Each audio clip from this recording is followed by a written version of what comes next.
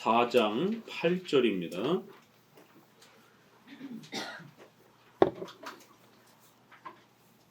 14장 8절입니다. 창조 부분에서 이제 특별히 천사와 관련된 이러한 내용들을 함께 배워가고 있습니다. 첫 번째 줄 같이 읽어봅니다. 천사의 수와 계급을 감히 결정짓는 자들은 무엇에 근거해서 그런 일을 하는지 생각해 볼 필요가 있다.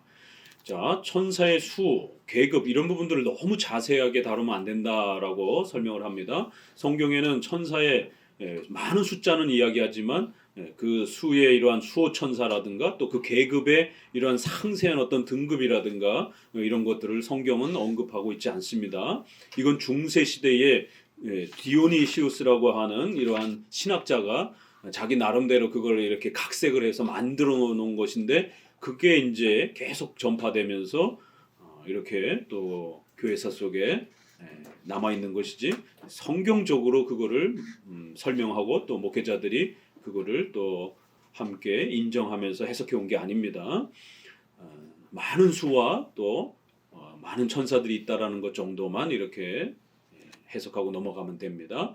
다니엘이 미가엘을 가리켜 대군이라고 부릅니다. 다니엘서 12장 1절에 유다가 그를 천사장이라고 또 이렇게 유다서에 또 이렇게 9절에 표현하고 있습니다. 에스겔 10장 또 5절에 보면 또 이런 천사장 비슷한 표현들이 있습니다.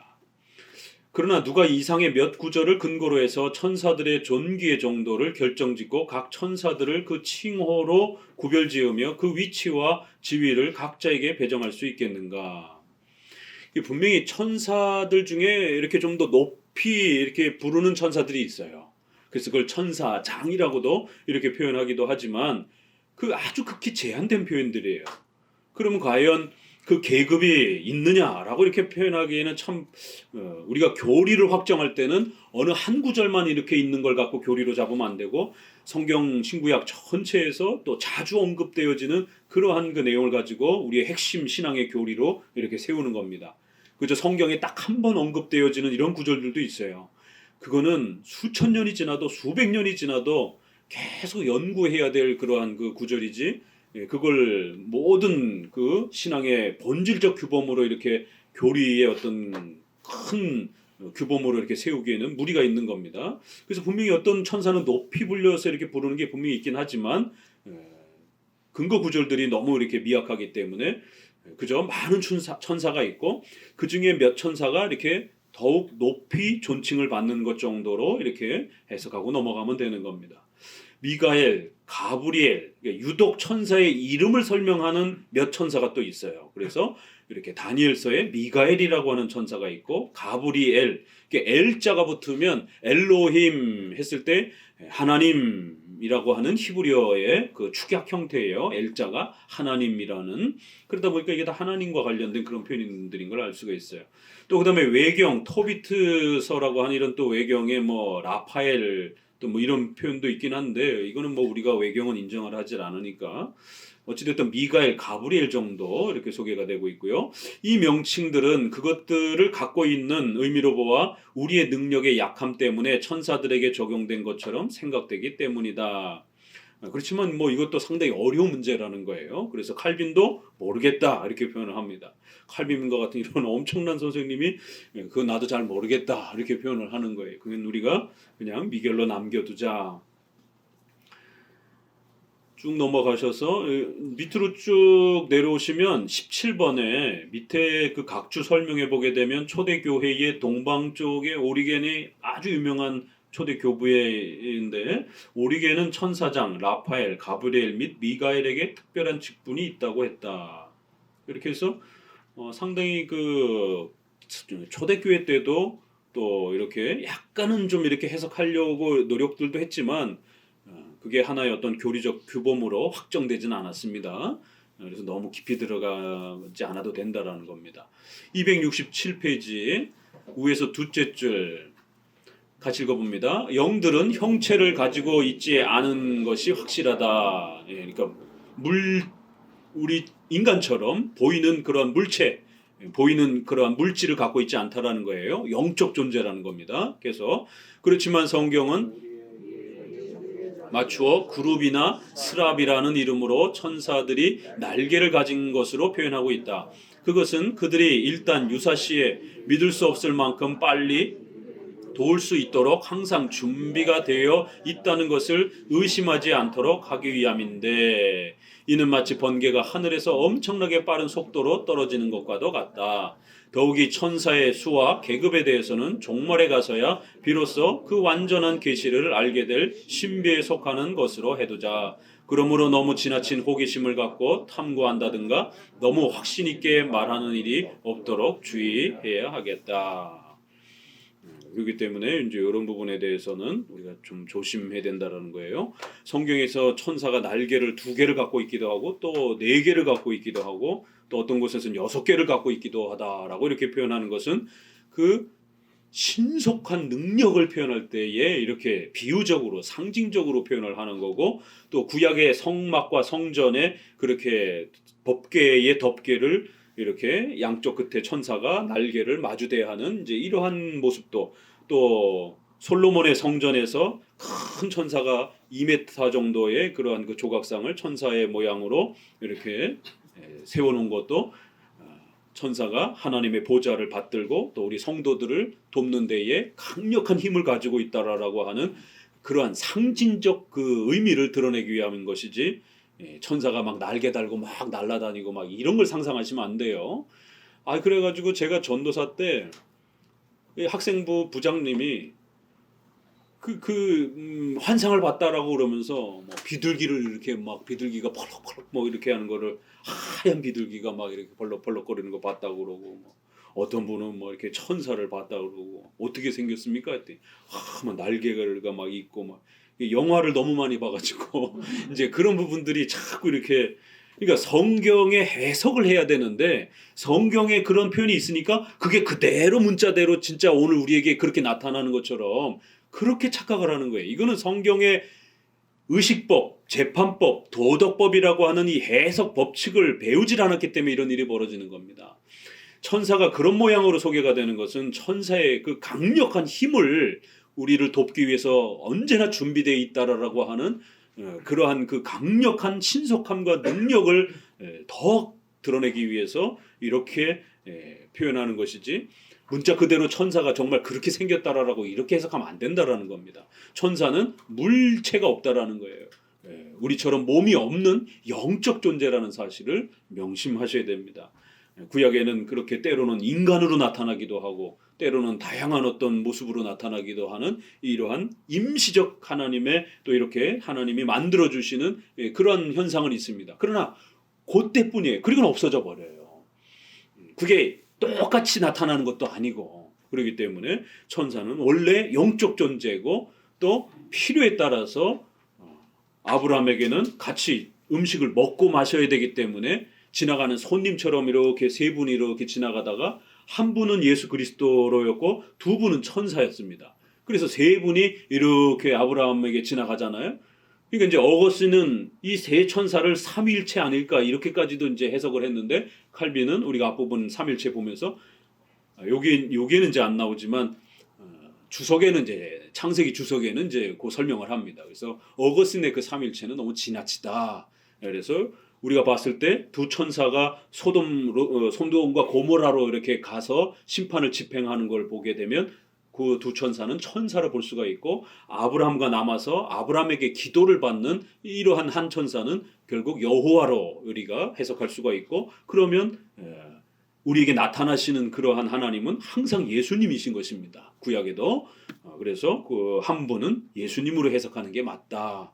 그래서 우리가 칼빈의 이런 해석이 종교개혁의 그러한 규범적 해석이 되었고, 또 우리 웨스민스터 신앙고백의 많은 목회자들도 그렇게 해석해왔고, 그 이후로 500년 동안 그렇게 창세기를 해석해왔습니다. 어거스틴의 해석은 좀 지나친 걸로.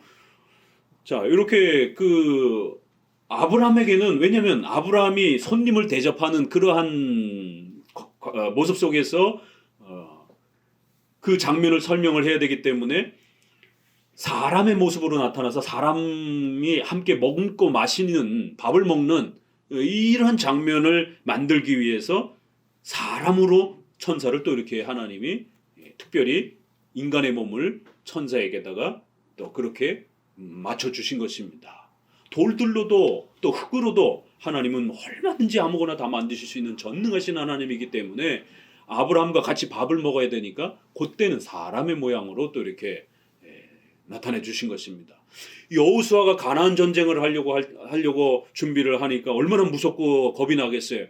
그러니까 거기는 큰 칼을 빼들고 있는 그런 엄청난 이런 천사의 모습이 군대 장수처럼 이렇게 딱 서 있는 거예요. 그러니까 여호수아가 보고 깜짝 놀래가지고는 바짝 엎드립니다. 그럴 때 이제 거기에는 이렇게 여호수아의 그 기도와 이런 고백을 받는 것을 보면 예수님으로 해석할 수가 있는 것이에요. 단순한 천사가 아니라 거기는 아주 무서운 이 사령관처럼 아주 칼을 빼들고 이렇게 있는, 그래서 내가 너희를 도와줄 것이니까 절대로 겁먹지 말고 가나안 전쟁을 치르라라고 하는 이런 모습으로, 그러니까 그때그때 그 필요한 방식으로 이렇게 하나님이 이렇게 나타나시는 부분을 보게 됩니다. 그러니까 너무 이렇게 천사가 막 날개를 달리고 막 뭐 여기저기 막 환상 막 속에서 막 다니고, 이게 뭐 천사 봤다는 사람들도 저도 주변에 그래서 꽤 봤어요. 근데 다 달라요, 그게. 그거 어떻게 그 객관적으로 확증을 하겠습니까? 그러니까 이제 그런 부분에 대해서 조심해야 되고, 또 뒤에 이제 우리가 나가다 보면 이제 악마, 사탄에 대해서도 또 사탄이 또 그렇게 막 뿔 달리고 뭐 괴물처럼 이렇게 나타나가지고 이렇게 돌아다니고 막 이러는 것도, 그것도 다 이 바벨론, 또 페르시아, 그리스 이러한 그 이방인들의 어떤 그 악마에 대한 그런 어떤 이미지 속에서 이렇게 그게 이제 로마로 이렇게 들어오면서 또 이게 결국 기독교로 들어오면서 이렇게 짬뽕이 되는 겁니다. 그러니까 우리 한국에는 한국의 산신령, 뭐 처녀귀신, 뭐 이제 이런 도깨비, 뭐 이런 것들이 짬뽕이 돼가지고 우리 기독교 천사 개념으로 또 이제 이렇게 막 짬뽕이 됩니다. 그렇기 때문에 조심하셔야 되는 거예요. 그런 거에 막 너무 심취하지 마시고, 아유 이런 그 자꾸만 이렇게 성도들이 그런 거 봤다고 그러면은 왜 하나님 나는 안 보여주는가 막 자꾸 이러지 마시고, 못 보는 게 안 보는 게 다행입니다. 괜히 그거 뭐 이상한 거 체험했다가 막 거기에 못 태어나고 막 잃어버리게 되면 사탄은 영적 존재이기 때문에 희한한 체험을 또 하게 만들어 줍니다.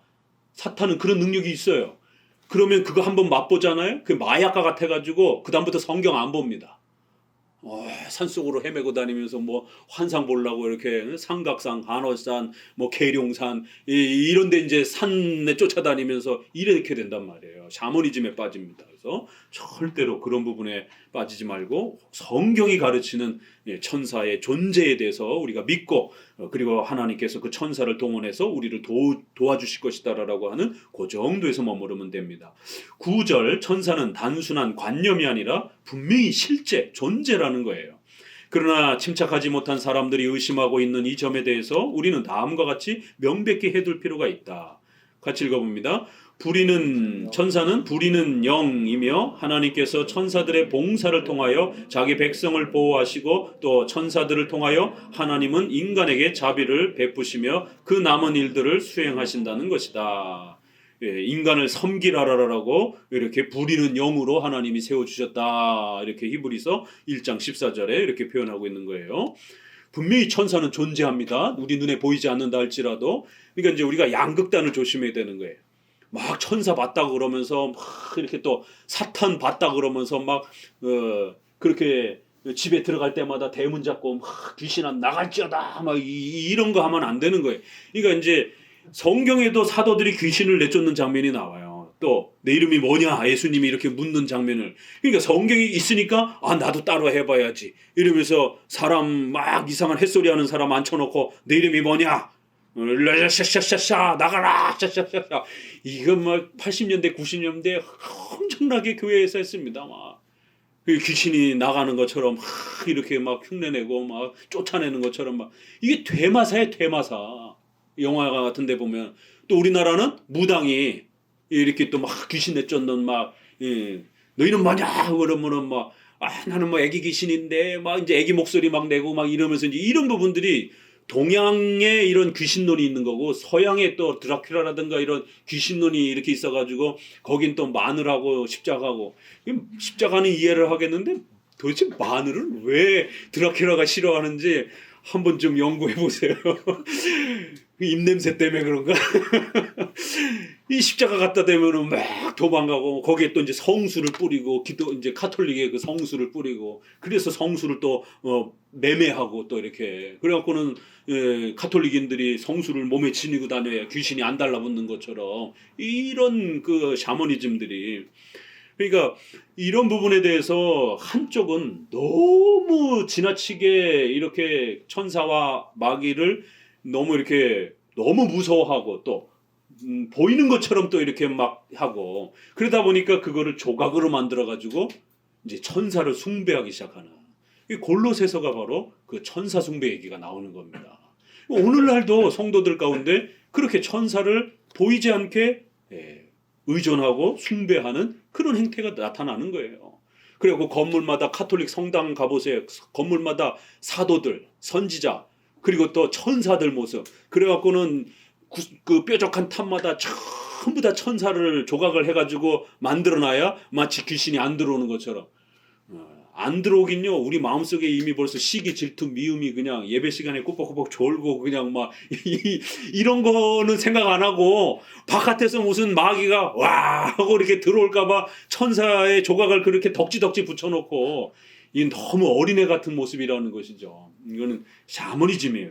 미신적인 그런 형태들인 겁니다. 그래서 한쪽은 너무 부산을 떠는 거예요.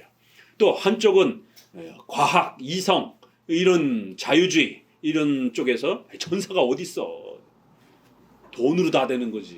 내 주먹을 믿어야지. 이제 이런 전혀 천사의 이런 마귀의 이런 존재를 부정하는 이런 사람들.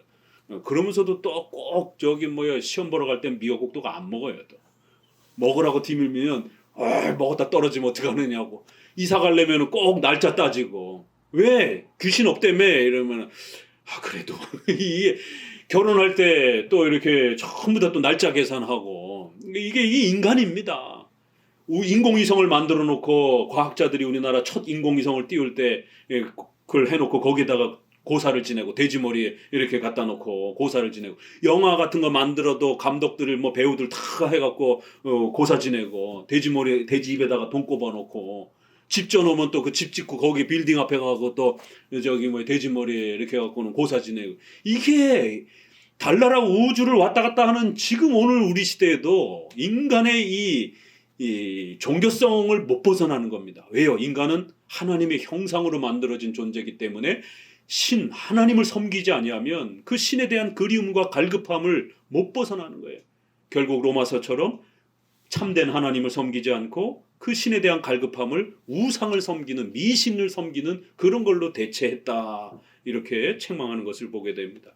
그래서 절대로 종교를 떠나서 인간은 존재하거나 살 수가 없다라는 겁니다.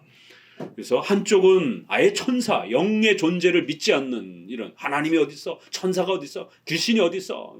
이런 사람들. 또 한쪽에는 너무 또 천사나 마귀를 또 이렇게 눈에 보이는 걸로 이렇게 극단적으로 또 이렇게 숭배하듯이 또 이렇게 지나친 이런 부분들 양극단을 조심해야 됩니다. 바리새인들은 천사가 있다라고 믿었어요. 근데 사두개인들은 또 천사가 없다라고 그랬어요. 이 바리새인들과 사두개인 성경에 나오는 복음서에 나오는 이 유대인들 중에 아주 율법주의를 문자 하나하나 따라하려고 했던 그러한 아주 그 보수파를 바리새인들이고 그러면 너무 성전 제사 그거 꼬치꼬치 그렇게 해봐도 나라가 망하고 별거 없더라. 그러니까 저기 로마한테 잘 보여가지고 잘 먹고 잘 살자 이렇게 세속주의로 빠진 이 분파들을 사두개인들이라 그래요. 그래서 바리새인들이 사두개인들을 볼 때는 저 세속주의자들 저 타락한 것들 이 사두개인들이 바리새인들을 욕할 때는 저 율법주의자들 아주 둘이 왼수지간처럼 이렇게 지냈던 사람들입니다. 분파가. 바리새파의 가말리엘의 최고의 그 문파의 제자가 바로 사도 바울이었던 거예요. 그러니까 둘은 아주 극한 원수지간이었던 거예요. 그런데 예수님을 죽이려고 할 때는 둘이 힘을 합쳐가지고 그렇게 으쌰으쌰 하면서 예수님 죽이려고 달겨들었던 겁니다. 자, 여기 사두개인, 영을 믿지 않는, 천사를 믿지 않는 고대 사두개인들은 천사라는 말을 다만 하나님께서 사람을 고무하시는 충동이나 또는 그가 내뿜는 능력의 표본에 지나지 않는다라고 이렇게 또 천사를 믿지 않았습니다. 그러나 이 터무니없는 생각은 성경의 여러 증거와는 매우 반대되는 것으로 어떻게 그런 류의 무지가 그 백성들 사이에 일어나게 되었는지 참으로 놀라운 일입니다. 분명히 계시록 5장에 만만이여 천천히여 또 12영 더 되는 천사여. 우리가 그 돼지떼 사건 보게 되면 예수님이 너희 이름이 뭐냐라고 이렇게 묻잖아요. 그러니까 우리는 군대입니다 이렇게 표현을 해요. 우리 번역은 군대입니다 이렇게 번역을 해놨는데 영어 번역에는 레기온 이렇게 해서 그냥 헬라어 발음을 그냥 그대로 썼어요. 레기온 그러면 로마 군대의 1군단 하나의 군단의 어떤 편제입니다. 하나의 군단이 우리나라 뭐 사단 여단 그러잖아요. 그러면 최소 6천 명 정도의 그 보병 군인들을 로마의 한 군단 이렇게 말할 때 그 레기온이라고 하는 말을 쓸 때에 쓰는 표현이에요. 그래서 영어 성경은 그걸 그대로 그냥 레기온이라고 이렇게 나는 대로 소리를 해놨고 우리말은 그걸 좀 더 번역해가지고 군대 이렇게 번역을 해서 사탄 그 귀신에게 너 이름이 뭐냐 그러니까 우리는 군대입니다. 최소 6천 뭐라 그래야 돼? 명이라 그래야 돼? 이 천사니까 6천 귀신들 이렇게 자기네들이 많다라고 이렇게 표현을 하는 겁니다. 막달라 마리아는 어때요? 7귀신이 이런 표현 이렇게 7귀신을 예수님이 이렇게 쫓아내 주셨다 이런 표현이 나오잖아요. 한 사람 안에 7귀신이 이렇게 또 들어 앉아갖고 있기도 하고 또 어떤 저기는 뭐 수천 악한 영들이 귀신들이 들어있을 수도 있고 오늘날에 막 귀신 들려가지고 막 쓰러지고 막 햇소리하고 막 이런 거는요 그거는 많은 분들이 목사님 이런 거 귀신 들린 거 아닌가요? 그래서 옛날에는 마녀 사냥 중세시대 그래갖고 많은 사람들을 정신이 분열증이라든가 정신적으로 좀 아픈 사람들을 그렇게 다 마귀라라고 다 그냥 마녀라라고 이렇게 몰아세워가지고 수많은 사람들을 죽인 거예요. 이 성경 해석을 제대로 하지 못해서. 오늘날 의학적 관점에 보게 되면 정신분열적인 그런 아픔들을 겪는 사람들이 대부분입니다. 거의 99%. 오늘날 목회자들은요 귀신 들린 것과 정신분열을 구별할 수가 없습니다. 사도들은 구별합니다. 이 귀신 들렸는지 아닌지를. 왜요? 그분들은 하나님으로부터 직접 음성을 듣는 분들이었기 때문에. 그러나 오늘날 목회자들은 성도를 보고 이 사람이 귀신 들렸는지 정신분열인지 이거 구별하기가 쉽지 않습니다. 그렇기 때문에 엉뚱한 괜히 사람 잡느냐고 이렇게 귀신 들렸다라고 목회자가 막 이렇게 귀신 내쫓는다고 이러면 안 되는 겁니다. 그러면 그 개인도 엄청난 상처를 받고요. 목사님 제가 귀신 들린 건가요? 이런 식의 한 모녀가 저희 예전에도 한번 찾아오셨는데 딸이 대학교 들어가가지고 CCC 예수전도단 이 CCC 활동하다가 거기에 그 대학생 선교단체들이 그렇게 귀신 내쫓는 훈련을 막 시킵니다. 지난번 말씀드린 것처럼 문지방 손 대고 막 어떤 귀신이 여기 있는가 막 이런 식으로 귀신을 추적하고 귀신 내쫓는 이런 테마 이런 행위들을 이렇게 행하고 하나님 음성 듣는 법 배우고 그 어머니가 집사님이 애를 목사님이 이런 걸 잘 가르친다 그래가지고 소문을 듣고 왔습니다. 제가요? 그래서 목사님이 용하다라고 그래서 찾아왔습니다. 이제 저희 유튜브라든가 이런 걸 듣고 이제 이렇게 어떻게 소문을 이렇게 연결해서 듣고 오셨습니다. 제가 그렇지는 않고요. 아무튼 얘기나 좀 들어봅시다. 그랬더니 애가 대학교를 갔더니 애가 막 정신이 이상해지더니만 자기 방에서 나오질 않고 막 햇소리를 하고 막 몸에 막 상처를 내고 막 자살을 하려고 막 그런다라는 거예요. 그 아이를 앉혀놓고 도대체 또 가만히 얘기하면 멀쩡해요. 그 차근차근히 물어보면서 너 왜 이러냐? 언제부터 이러느냐? 했더니 대학교를 들어가면서부터 그랬다라는 거예요. 대학교 들어가서 언제부터 이랬더니 CCC 선교단체에 들어가서 거기에 이렇게 그 거지 순례 전도여행이라는 게 있어요. 돈 한 푼 안 갖고 사도행전을 따라 하는 거예요. 주머니에 전대라든가 이런 돈 주머니를 안 갖고 이렇게 그냥 하나님이 도와주실 줄 알고 그냥 무작정 떠나는 거예요. 이게 이제 예수노단이라는 선교 단체도 있고 CCC에는 거짓순례 전도라고 또 그런 게 있고 그래요. 하나님의 직접 음성을 듣고 이제 막 이러면서 전국을 이렇게 전도여행 다니고 그러는 겁니다. 거기 가서 이렇게 막 음성을 듣고 막 음성을 들으려면 뭔가 이렇게 막 환청, 환시, 환상 이거를 계속 연습시킵니다. 저도 예수노단 들어갔을 때 선배가 그걸 연습시키더라고요. 뭐가 안 떠오르냐는 거예요. 아무것도 안 떠오르는데요. 눈을 감고 가만히 있어 보라는 거예요. 그럼 뭐가 떠오를 거라는 거예요. 배가 고파서 그런지 소세지가 떠오르는데 소세지에 하나님의 뭔 뜻이 있을 거야. 그래 소세지가 떠올랐어. 다음에 더 떠오르는 게 뭐가 있어. 이런 식으로 자꾸 뭔가를 이렇게 환시를 자꾸 요구합니다. 이런 게 하나님 음성 듣는 거예요. 성경을 어려서 교회에서 배우지 못했다 보니까 대학교에 딱 들어갔는데 선교단체에 이러한 이상한 사람들이 와가지고 그렇게 또 포교 활동을 하면서 갔다가 그렇게 가르치는 거를 이제 저도 접했었는데 이 친구도 그렇게 이 여학생도 CCC에 들어갔다가 그런 훈련을 받은 겁니다. 그러니까 뭔가 귀 속에서 막 소리가 들리는 거를 자꾸 연습을 해야 되는 거예요. 눈이 어른어른하면서 환상을 보는 거를 자꾸 찾아내야 되는 거예요. 그러다 보니까 멀쩡한 평상시에도 자꾸 귀에서 뭐가 윙윙윙 하는 소리가 들린다는 거예요.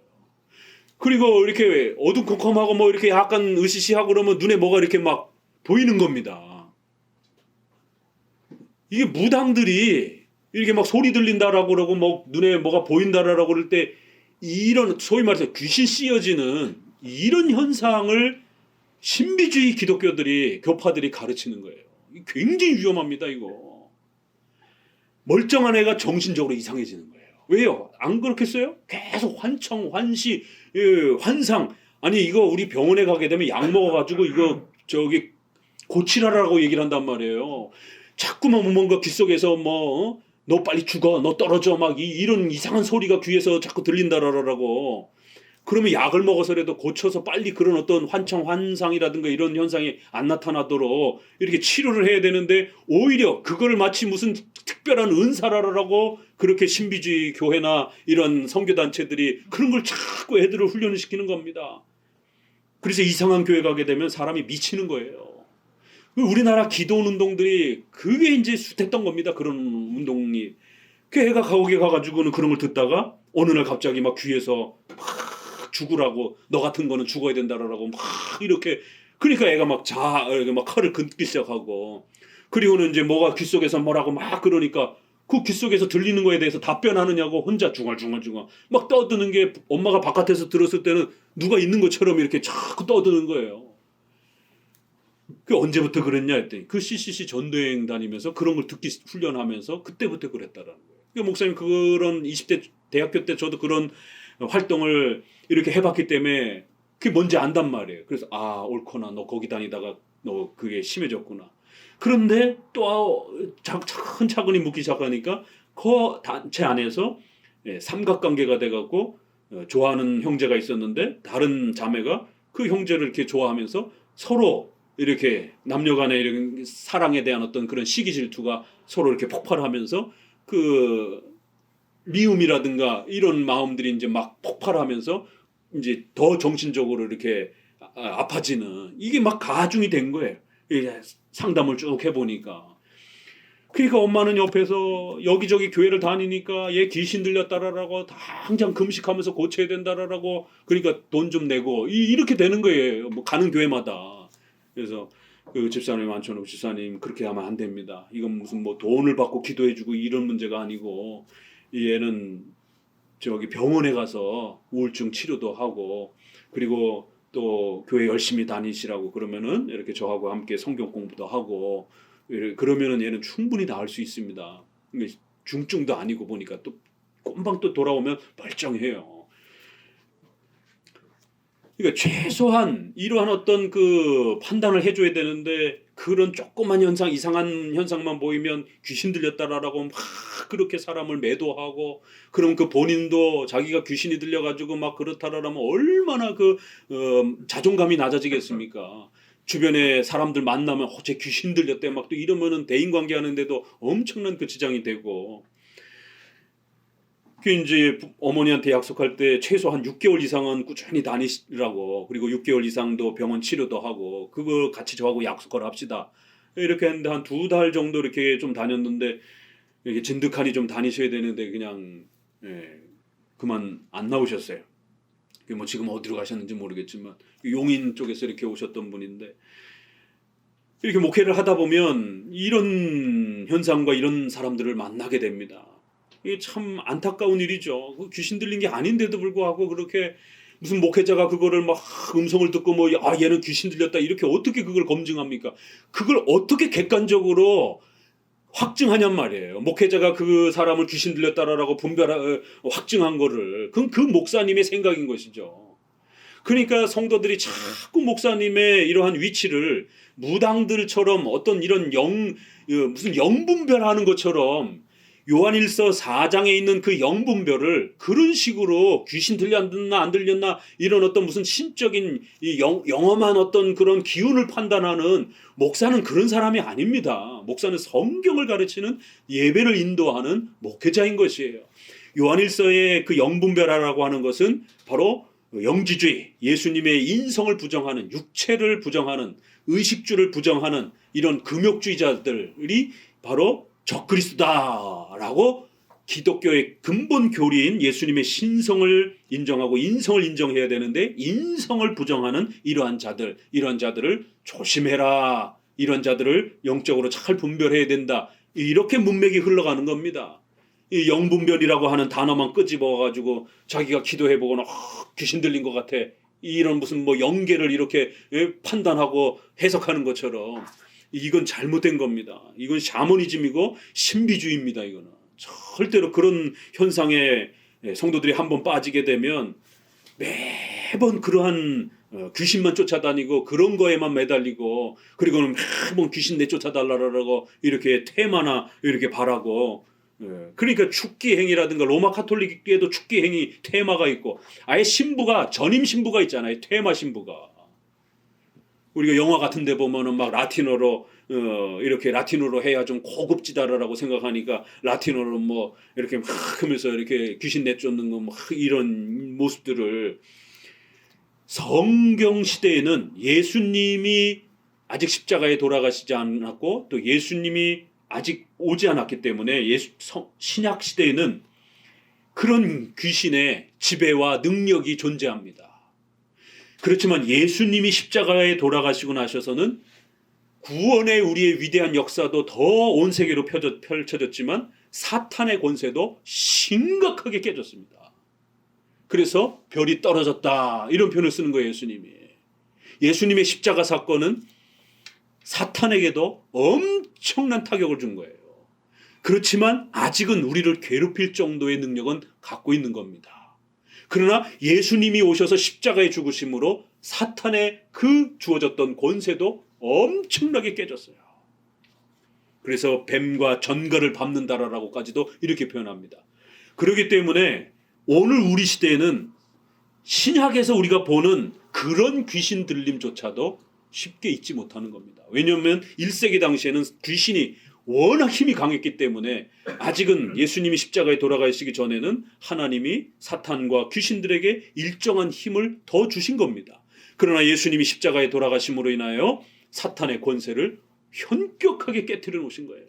그리고는 이제 최후 심판에 이제 영원히 지옥의 형벌을 하시는 겁니다. 그렇기 때문에 성경에, 신약에 나와 있는 그런 귀신 들림이 마치 오늘날도 똑같이 있을 수 있는 것처럼 이렇게 해석하는 것도 무리입니다. 왜요? 사탄의 힘이 1세기와 지금은 다릅니다. 1세기의 귀신들은 어때요?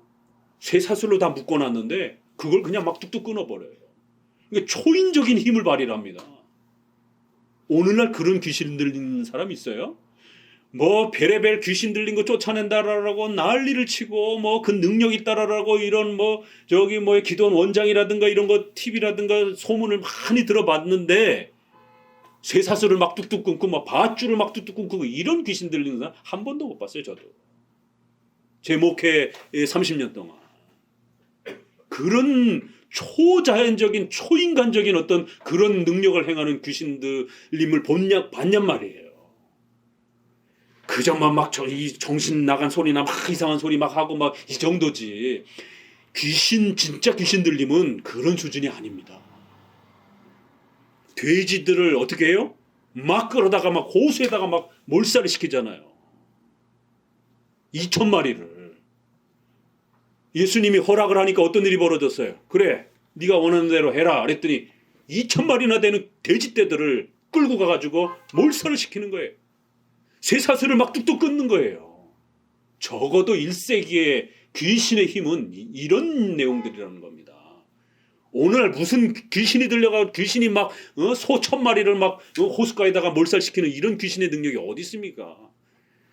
그런 걸 물리쳐가지고 막 목회자가 막 영적으로 막 어마어마한 힘을 가지고 있는 이런 사람이 어디 있어요? 그저 그냥 막 이상한 소리나 하는 사람들 막 귀신 내쫓는다라고 그 유명한 김기동 목사의 그 귀신론도 그저 그런 정도 그냥 단순한 그냥 이렇게 막 이상한 소리 하는 정도 대놓고 귀신 나가라 뭐 이런 정도지. 그러니까 우리가 너무 그런 거에 빠지면 안 된다라는 겁니다. 자, 그래서 그건 좀 뒤에 또 나오니까 자, 천천여 만만여 12영 되는 그런 큰 군대의 그런 귀신들 이런 성경이 분명히 선한 천사와 악한 천사가 실제로 존재한다는 걸 아주 분명히 얘기한다라는 겁니다. 268페이지로 넘어오셔서 첫째 줄에 그 외에 천사는 실질적인 실체를 가진 영이라는 것이 아주 명백하게 논증하는 여러 구절들이 있다. 율법이 천사들의 손에 의하여 전해졌다라고 한 스데반과 바울의 말을 그대로 이해해야 한다. 사도행전 7장에도 이렇게 십계명 하나님의 말씀을 줄 때에 또 천사들이 그렇게 떠받들었다 이런 표현들도 성경에 여기저기 많이 나옵니다. 예수님이 이렇게 금식하시고 나오실 때에 천사들이 수종 들더라 이런 표현도 그렇고 또 쭉 내려오셔서 두 번째 단락 같이 읽어봅니다. 더욱이부터 시작. 더욱이 우리가 어린아이의 천사들이 하나님의 얼굴을 항상 배우며 그들의 호의로 우리는 항상 보호를 베푸시는 하나님의 여러 모양의 은혜에 놀라고 머리이신 그리스도께 경배한다고 하였다. 천사들이 자주 사람의 모양으로 거룩한 족장들에게 나타나서 그들과 이야기하며 그들에게서 환대를 받았다는 것 역시 동일한 의미이다. 이렇게 아브라함 그 사건이죠. 10절 신적 영광은 천사들에게 속하지 않는다. 그래서 성경에 어떤 천사들은 일반 천사고 어떤 천사는 또 예수님으로 이렇게 구별이 됩니다. 이거 우리 삼일체 할 때도 했던 겁니다. 그걸 어떻게 우리가 구별하느냐? 천사가 나타났는데 천사의 모양으로 나타났는데 절을 받는다든가 이렇게 하나님의 칭호로 불려진다든가 또 예배를 이렇게 받는다든가 제사를 받는다든가 이러면 일반 천사가 아니에요. 그럴 때는 항상 예수님으로 해석해야 됩니다. 자, 아직 남아있는 문제는 천사들이 모든 축복의 관리자요 공급자라고 말함으로써 사람들의 환심을 사고 있는 미신에 대항하는 일이다. 마치 천사가 그렇게 아주 모든 이런 그 권세를 다 가지고 있는 것처럼 너무 천사를 지나치게 사탄을 또 너무 지나치게 이렇게 높이 평가해도 안 된다는 겁니다. 결국 사탄과 천사도 하나님이 부리는 피조물인 것입니다. 그래서 사탄과 이러한 그 천사의 위치를 어디다 둬야 되냐면 하나님 밑에 우리 인간 위에 사탄은 우리보다는 뛰어난 존재입니다. 그렇기 때문에 성경은 곳곳에서 그리스도를 의지하여 사탄을 대적하라라고 악한 영들과 싸워야 된다라고 이렇게 거듭거듭 또 이야기합니다. 우리 혼자의 힘으로는 싸울 수 없다라고 이렇게 또 거듭 이야기합니다. 쭉 내려오셔서 이제 골로새서 1장 16절 20절 성경 여기 좀 봅시다. 골로새서 1장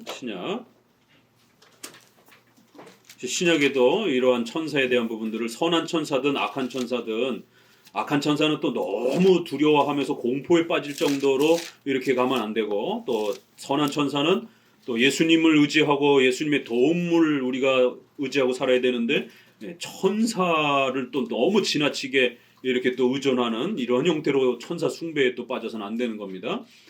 골로새서 1장 16절 1장 16절 같이 읽어봅니다. 만물이 그에게 창조되되 하늘과 땅에서 보이는 것들과 보이지 않는 것들과 혹은 보좌들이나 주관들이나 정사들이나 권세들이나 만물이 다 그로 말미암고, 여기 보좌, 주관, 정사 이게 다 보이지 않는 것들에 대한 그 천사를 성경에서 이제 이러한 표현을 씁니다. 그리고 18절을 또 읽어보세요. 2장 18절 시작. 누구든지 일부러 겸손함과 천사 숭배함을 인하여 너희 상을 빼앗지 못하게 하라. 저가 그 본 것을 의지하여 그 육체의 마음을 쫓아 헛되이 과장하고. 오늘날 신비주의자들이 얼마나 헛되이 과장합니까? 이상한 경험을 해놓고 마치 그게 대단한 어떤 그 신적인 경험인 것처럼 이렇게 헛되이 과장하는 이 천사 숭배, 이 골로새서에서는 이런 이단들이 있었던 겁니다. 율법주의 이단, 그 다음에 이러한 그 미신과 샤머니즘의 이 천사 숭배에 빠져 있는 또 이러한 이상한 이단들이 이렇게 존재해서 이러한 이단들을 조심하라라고 이렇게 당부하는 것을 보게 됩니다. 자, 그리하여 이제 다시 돌아오셔서 이런 부분들을 조심하고, 우리는 항상 천사는 하나님께서 부리는 영으로 하나님의 그러한 또 피조물로서 성도들을 돕고 하나님의 보좌를 섬기는 그런 피조물이라는 것을 꼭 기억해야 됩니다. 11절 하나님께서는 천사들을 사용하시되 자신을 위해서가 아니라 우리를 위해서 사용하신다. 같이 읽어봅니다.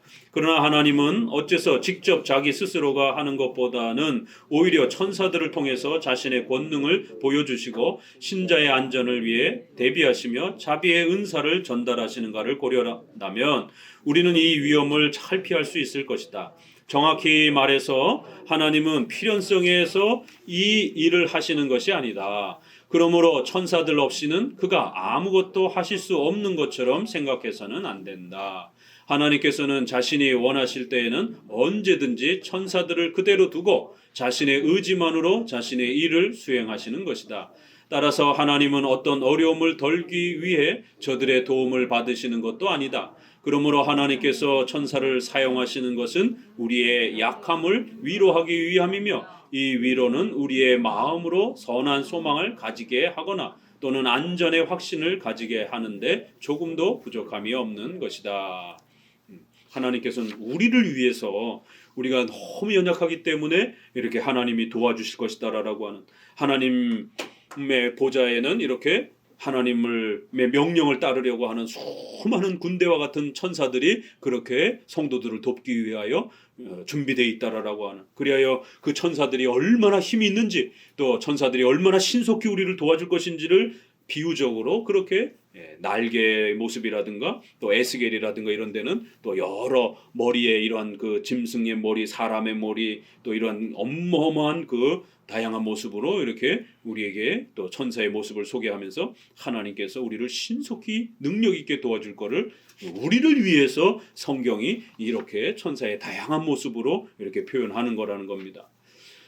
중간쯤에 내려오셔서 한 6째 줄, 7째 줄, 이러한 이유에서 그는 친히 우리를 돌보신다고 약속하실 뿐만 아니라 무수한 보호자에게 명령하여 우리의 안전을 보살펴 주신다고 말씀하는 것입니다. 쭉 내려오시게 되면 이제 그 유명한 열왕기하 6장 17절, 여긴 좀 읽어봅시다. 열왕기하 6장 17절. 이 기독교 강요는 다 이렇게 성경 해석입니다. 우리 선조들이, 종교개혁자들이 어떻게 성경을 해석을 했는지들을 우리가 이러한 내용들을 통해서, 규범을 통해서 배우게 되는 거예요. 열왕기하 6장 17절. 여기 천사를 이제 보는 그런 장면이 나오는데요. 열왕기하 6장 14절부터 읽어봅니다.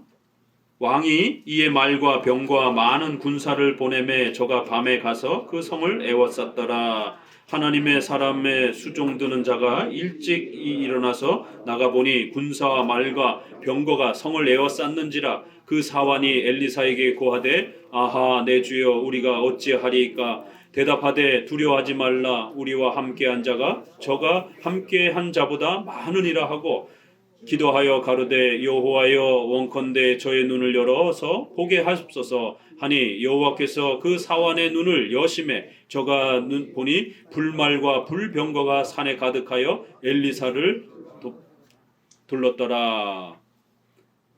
아람 사람이 엘리사에게 내려오매 엘리사가 여호와께 기도하여 가로되 원컨대 저 무리의 눈을 어둡게 하옵소서 하며 엘리사의 말대로 그 눈을 어둡게 하신지라. 아람 군대가 어마어마한 군대가 쳐내려왔어요. 엘리사를 잡으려고, 선지자를. 그러니까 이 게하시가 그 군대를 보고는 바들바들 떠는 거예요. 야, 이제 다 죽었다. 그러니까 엘리사 선지자가 왜 이렇게 겁을 먹었느냐. 선생님 저기 좀 보세요. 아람 군대가 막 어마어마합니다. 이제는 우리 다 죽었습니다. 왜 이렇게 겁을 내느냐. 저 군대보다 하나님의 천군 천사로 하나님께서 우리를 지키시는 것을 왜 못 보느냐. 그거 어디 있는데요. 평상시에 안 보이는 겁니다. 하나님이 특별한 은혜로 이렇게 엘리사가 기도를 해주니까 눈이 갑자기 열리면서 그 천사를 보기 시작하는 것이에요. 천사는 영적 존재이기 때문에 안 보이는 거예요. 원칙이. 그렇지만 이렇게 특수한 경우에 하나님께서 불말, 불병거 형태로 그 게하시 눈에 천사의 어떤 현상이 눈에 보이도록 이것도 기적입니다. 그러니까 그 아람 군대보다도 더 많은 천군 천사가 그렇게 아주 무시무시한 군대처럼 그렇게 아람 군대를 다 죽이려고 탁 준비되어 있는 걸 보니까 그제서야 이제 게하시가 안심이 되는 겁니다. 그리고는 엘리사가 기도하니까 그 아람 군대들이 갑자기 다 눈이 멀어버렸어요. 장님이 돼버렸어요. 전투를 할 수가 없는 겁니다. 적어도 구약에는 이렇게 하나님의 초자연적인 이런 부분들을 우리에게 보여주면서 하나님의 전능하심이 어떠한 것인지 이렇게 또 우리에게 나타냅니다. 성경이 분명히 천사를 본 장면이 이렇게 있지만 이거를 오늘날도 마치 그대로 또 우리가 능력 있는 성도들이 막 기도하면 이런 게 정말 보여질 것처럼 이렇게 또 따라하면 안 되는 겁니다. 의식법, 재판법, 도덕법. 구약에는 이렇게 성경을 기록하는 선지자들이 있었기 때문에 성경을 기록하기 위해서 하나님의 음성을 듣고 환상을 보면서 이러한 하나님의 말씀을 기록하는 시대였기 때문에 아직은 이러한 환상과 이러한 경험들이 충분히 주어지는 시대란 말이에요. 그러나 오늘 우리는 성경이 완성되었고 하나님이 더 이상 그러한 수단을 사용하지 않기로 하나님 스스로 그렇게 결정하신 것입니다. 히브리서에 개역할 때까지만 하나님께서 성경을 통해서 모든 것을 완성할 때까지만 임시적으로 사용한 거예요. 그래서 요한계시록에는 이 성경에 더하거나 빼지 말라. 이 성경에 더하거나 빼는 자들은 하나님 앞에 엄중한 책망을 받을 것이다. 왜? 이제는 이 성경이 완성이 되었기 때문에. 그래야 이제는 우리는 열심히 성경을 읽고 그 성경을 믿으면 된다라는 것이에요. 자, 넘어갑니다. 또 12절 천사는 우리가 주님만을 바라보는 것을 방해하지 않는다. 세 번째 줄부터 읽어봅니다. 세 번째 줄, 실로 주께서 우리를 위하여 이 돕는 자들을 마련해 두신 것은 무수한 원수들이 마치 주의 도우심보다 우세하기라도 한 것처럼 그들 때문에 두려워하지 않고 오히려 우리와 함께한 자가 함께한 자보다 많으니라고 한 엘리사의 말에서 하려는 데 있었다. 그렇다면 하나님께서 그의 도우심이 우리에게 더욱더 가까이 하신다는 것을 증거하시기 위해 세우신 천사들 때문에 우리가 하나님으로부터 멀어지게 된다는 것은 얼마나 어리석은 일인가. 그렇기 때문에 그 천사를 이제 잊지 않으려고 조각을 만들어 놓고 이러면 안 된다는 거예요. 우리 그 천사들은 우리로 하여금 하나님을 섬기도록 도와주기 위해서 그렇게 성경은 가르치는 것인데 그 천사를 안 놓치려고 그렇게 조각을 만들고 또 가지고 다니고 이러면서 천사 숭배 쪽으로 기울으면 안 된다라는 겁니다. 그러니까 인간은 조그만 틈을 주게 되면 그러한 그 우상 숭배, 우상을 갖고 싶은, 그래서 뭔가 조각으로 만들고 그런 게 차에 또 집에 이렇게 두면 마음에 안정감을 누린단 말이에요. 인간이기 때문에. 그러한 거를 행하지 말라라는 겁니다. 오직 믿음, 오직 말씀으로만 살으라는 것이에요. 그러면 충분하다라는 겁니다. 또 성경에서 천사를 소개할 때 이런 장면도 있다라는 겁니다. 창세기 28장 12절에 보면 사닥다리가 이렇게 놓여져 있는데 위아래로 거기에 천사들이 막 오르락내리락 하는 거예요. 이 야곱의 환상에 보게 되면 그 사닥다리를 예수님으로 해석하는 겁니다. 그리고는 천사들이 그 사닥다리를 타고 땅에서 하늘로 또 하늘에서 땅으로 이렇게 오르락내리락 하는 장면을 야곱이 보게 됩니다. 그리하여 야곱이 하나님께서 자기를 돕기 위하여 그렇게 천사들을 보내주신다라는 것을 그런 환상을 통하여 위로를 받습니다.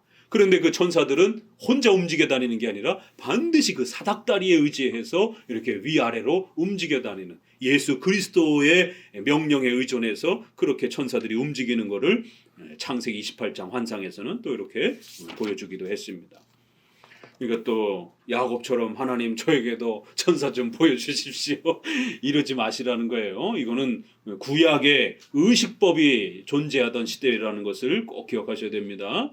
272페이지로 넘어오셔서 두 번째 줄부터 읽어봅니다. 272페이지 두 번째 줄, 미신적이고 호기심이 많은 사람들이 처음부터 우리 종교에 또 오늘날까지 굽히지 않고 계속 시도하고 있는 것이 바로 이것이다. 그래서 자칫 잘못하면 미신에 빠지는 이러한 쪽으로 치우치면 안 된다라는 겁니다.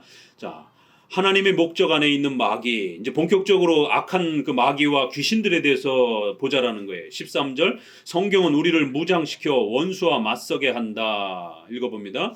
성경이 마귀에 대하여 가르치고 있는 의도는 미쳐서 저들의 수책과 계략을 경계하며 따라서 이들의 강력한 원수들을 정복하기 위해 충분한 힘이 있고 강한 무기로 우리를 무장시키려는 데 있다.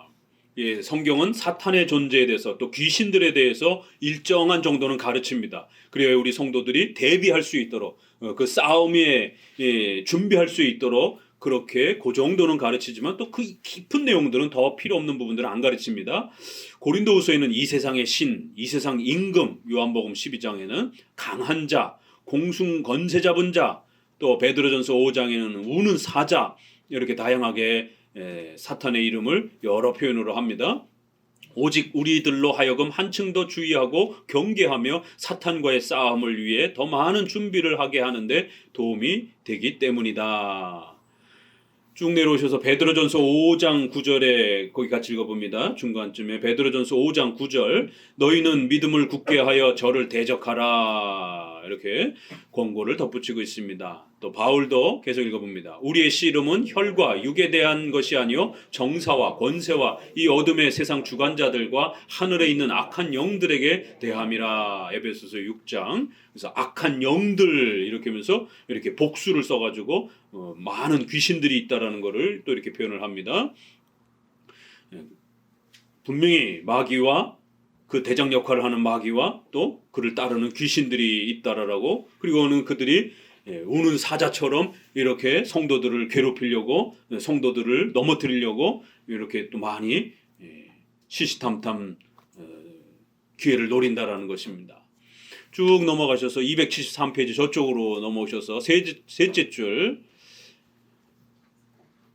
이 병역은 죽을 때야 끝이 나는 것이므로 우리는 스스로 격려하여 인내하도록 하자. 실로 우리의 연약함과 무지를 자각하고 무엇을 시도하든지 오직 하나님만을 의지하며 특별히 하나님의 도우심을 간구하자. 이 병역, 우리 영적 싸움을 싸워야 되는, 사탄과 악한 영들과 싸워야 되는 이 영적 싸움은 우리가 죽을 때까지 해야 된다라는 거예요.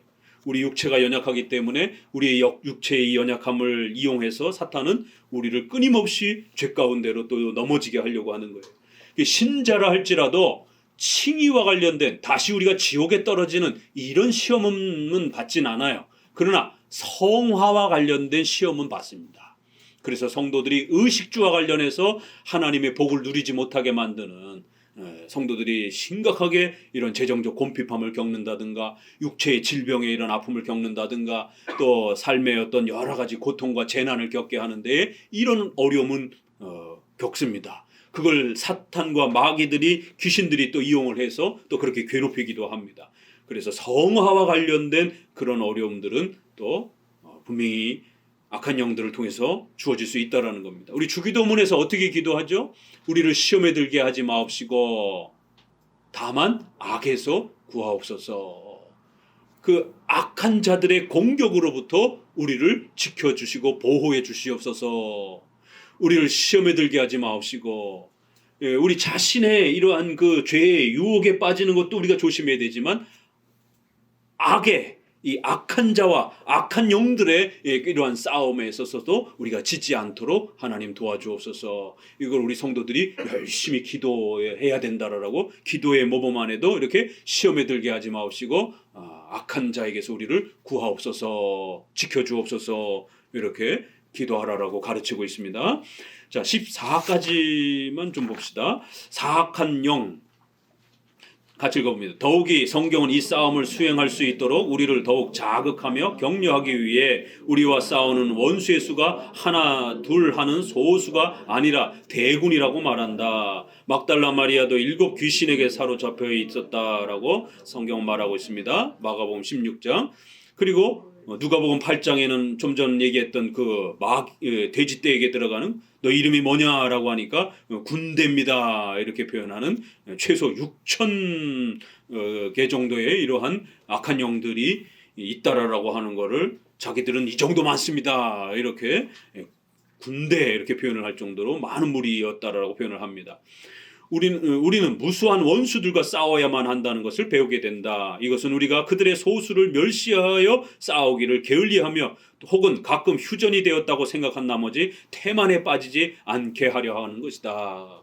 그래서 우리 성도들이 나태하고 게으르면 안 됩니다. 우리가 싸우는 대상이 혈과 육에 대한 이런 싸움이 아니라 악한 권세자들과의 싸움이라고 이렇게 성경은 소개합니다. 그래서 믿음의 이러한 의의 흉배들을 이렇게 잘 갖추고 말씀으로, 성령의 검 말씀으로 무장을 하면서 무시로 시시때때로 하나님 앞에 기도하면서 잘 무장돼 있어야 된다라는 거예요. 그래야 시험에 들지 않고 넘어지지 않는다라는 겁니다. 그 다음 달라, 그러나 사탄이나 마귀에 대하여 자주 단수로 언급하는 것은 다름이 아니라 의의 나라를 반대하는 악의 통치를 나타내는 것이다. 그래서 사탄의 무리들 전체를 단수로 표현하기도 하고, 또 때로는 사탄 마귀의 그 우두머리 역할을 하는 자를 또 단수로 표현하고, 귀신들, 악한 영들 이렇게 해서 또 따르는 무리들을 복수로 표현하기도 한다라는 것이에요. 그래서 분명히 마귀와 악한 영들이 실제로 존재하고 있고, 그러나 다만 예수님 당시에 그렇게 어마어마한 초인적인 그런 힘을 가진 그런 상태는 또 아니다라는 거예요. 그래요 예수님이 십자가에 돌아가심으로 인하여 일반 이렇게 악한 영들의 세계 속에서도 그들의 권세가 엄청나게 깨어지는, 그리하여 이제는 조금밖에 귀신과 악한 영들의 능력이 조금밖에 안 남아 있는 거예요. 그러나 그 조금밖에 안 남아 있어도 영적 존재이기 때문에 우리 성도들을 괴롭힐 정도는 된다라는 겁니다.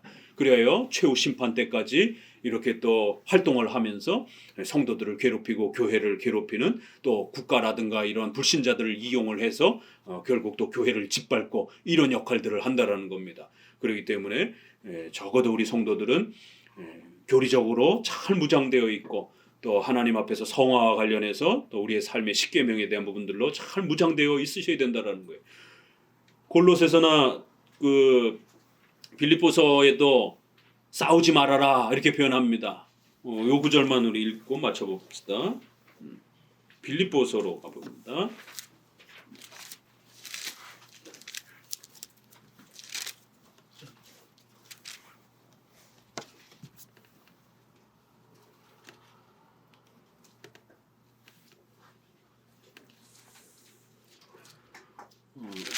분을 내어도 그 말씀이 어디 있죠? 에베소인가?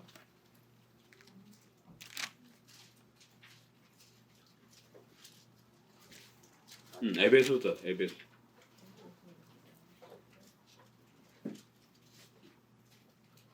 26절. 4장 26절. 에베소서 4장 26절. 같이 읽어봅니다. 분을 내어도 죄를 짓지 말며 해가 지도록 분을 품지 말고 마귀로 틈을 타지 못하게 하라. 아니 내가 화를 내고 이렇게 신경질을 냈는데 성경은 그러한 우리의 분냄과 그 신경질냄이 사탄이 악한 영들이 우리를 괴롭히는 기회가 될 수도 있다라는 거예요. 그래서 우리의 단순한 성격 탓이 아니라 거기에 악한 영들이 우리의 그런 거친 잘못된 그러한 죄악된 성품을 이용을 해서 나도 망가뜨리고 나와 관계된 사람도 나와 싸운 사람도 망가뜨리는. 그래야 우리 성도들의 성화는 전인격적인 개인의 성품의 문제이기도 하고 또 악한 영들과의 싸움이기도 하다라는 거예요. 이게 불교와 유교의 철학, 도덕 철학하고 다른 겁니다. 불교에도 착하게 살아라, 살인하지 말아라, 남을 도와주면서 살아라 이런 말들 많이 있습니다. 그러나 우리 기독교 윤리하고 뭐가 다르냐? 우리 기독교의 십계명의 윤리는 전인격적인 거룩함의 문제인 것이고 또 하나는 악한 영들과의 또 싸움의 문제이기도 하다라는 거예요. 내가 잘 싸우고 자꾸 이렇게 신경질 내고 이런 게 단순한 자신의 성품의 탓으로만 돌려서는 안 된다라는 겁니다. 자꾸 그러면 마귀로 틈을 주게 만들어서 결국 그 분노를 참지 못해가지고 결국 자기 자신과 가족들이 다 같이 엄청난 고통에 빠지게 되는 악한 영들의 그 괴롭힘에 시달리게 되는 이런 고통을 겪게 된다는 거예요. 이게 절대로 될 수 있으면 화내지 마시고 또 우리가 연약한 육체를 가지고 있기 때문에 뭐 어떻게 화를 완벽하게 안 낼 수 있겠습니까? 그러나 될 수 있으면 화를 내지 않도록 열심히 노력하시고 혹시라도 화를 냈다라면 해가 지기 전에 저녁이 되기 전이라도 그 하루가 지나기 전에 빨리 사과하고 빨리 서로 풀으라는 거예요. 그렇지 않으면 벌써 그 다음날 되기 시작하게 되면 시간이 지체되면 악한 영들이 이것 봐라 어디 한번 좀 괴롭혀 볼까 이렇게 틈을 타고 들어와서 야 더 화내 아예 그냥 막 진짜 밟아 그냥 막 이런 식으로 서로 싸움을 부채질하면서 결국 가족지간에 또 주변 사람들하고 더 싸움이 폭발되게 만든다라는 거예요. 마귀가 틈을 타고 우리의 악한 마음을 사용한다라는 겁니다. 조심하셔야 돼요. 그래서 혹시라도 화를 냈더라도 신속히 빨리 화해하고 또 하나님 앞에 회개하면서 우리의 또 이러한 성화의 삶을 또 잘 또 보살펴야 된다는 겁니다. 우리 성도들은 항상 영적 싸움에 놓여져 있는 그런 그리스도의 군사들이라는 사실을 꼭 명심하시기 바랍니다. 기도합니다.